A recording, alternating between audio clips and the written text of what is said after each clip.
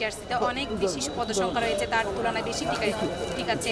পরীক্ষা এখন যে চলতেছে ভাইবা যেগুলো দিচ্ছে এগুলো নিবে হয়তো কিছু 5% বা 3% 2% বাদ যাবে, বাকিগুলো নিবে। রাজধানীর রমনা এলাকার ইস্কাটন গার্ডেনের সেই বুরাক টাওয়ার, এই টাওয়ারে এনটিআরসি ভবনের এখানে প্রতিদিনই শত শত চাকরি প্রার্থী পরীক্ষা দিতে আসেন। দেশের বিভিন্ন অঞ্চল থেকে চাকরি প্রার্থী এবং তাদের অভিভাবকরা এখানে এসে ভিড় করান এবং তারা পরীক্ষা দেন। এবার 18তম শিক্ষক নিবন্ধন পরীক্ষা চলতেছে, আর এই পরীক্ষায় মোটামুটি কয়েক লাখেরও বেশি পরীক্ষার্থী আবেদন করেছেন এবং তারা পরীক্ষা এখন মৌখিক পরীক্ষা অংশগ্রহণ করছেন। এটা আমার প্রথমবার, আমি প্রথমবারই নিবন্ধন পরীক্ষায় অংশগ্রহণ করেছি। আমি মেরুনঘাটা থেকে এসেছি, সেখান থেকেই আমার অনার্স মাস্টার্স কমপ্লিট করেছি হচ্ছে government college of applied human science থেকে। আমার সাবজেক্ট ছিল রিসোর্স ম্যানেজমেন্ট অ্যান্ড এন্টারপ্রেনারশিপ। আর আমাদের এখন যে বিষয়ের উপর পরীক্ষা দিচ্ছি সেটা হচ্ছে গার্হস্থ্য বিজ্ঞান।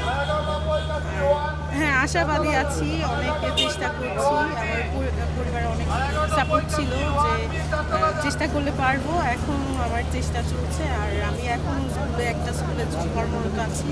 এখন আমি অনেক আশাবাদী যে ইনশাআল্লাহ হবে।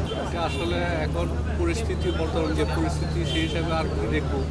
পরীক্ষা এখন যে চলতেছে তাতে বললাম যে ভাইবা যেগুলো দিচ্ছে এগুলো নিবে হয়তো কিছু 5% বা 3% 2% বাদ যাবে, বাকিগুলো নিবে এবং শুনছি। এদের থেকে উত্তরণ আমাদের দেশের জনগণ বেশি, চাকরির সংখ্যা কম।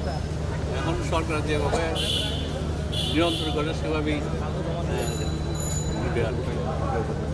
তাদের পলিসির মধ্যেই তারা নিবে। ভাইবা ভালো হয়েছে, সমাজবিজ্ঞান থেকে ভালো। আশা করা যাচ্ছে জেনারেল কিছু প্রশ্ন করে সমাজবিজ্ঞানের বেসিক থেকে ভালো হয়েছে। আশা করি অনেক ভালো। ভালো আশা করি। চাই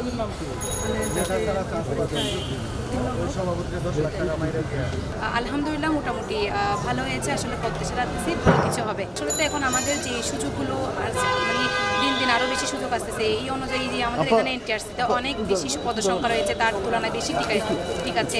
তাহলে সেই তুলনায় আসলে বলা যায় যে চাকরির প্রত্যাশীদের আরও বেশি এনটিআরসিতে পরীক্ষা দেওয়া দরকার। আমাকে জিজ্ঞাসা করা হয়েছে যে খাদ্য কাকে বলে, পুষ্টি কাকে বলে, পুষ্টির উপাদান আর শিল্পের উপাদানগুলো কি, এগুলো জিজ্ঞাসা করা হয়েছে। হ্যাঁ, ইনশাল্লাহ মানে আশা আছে যে হবে।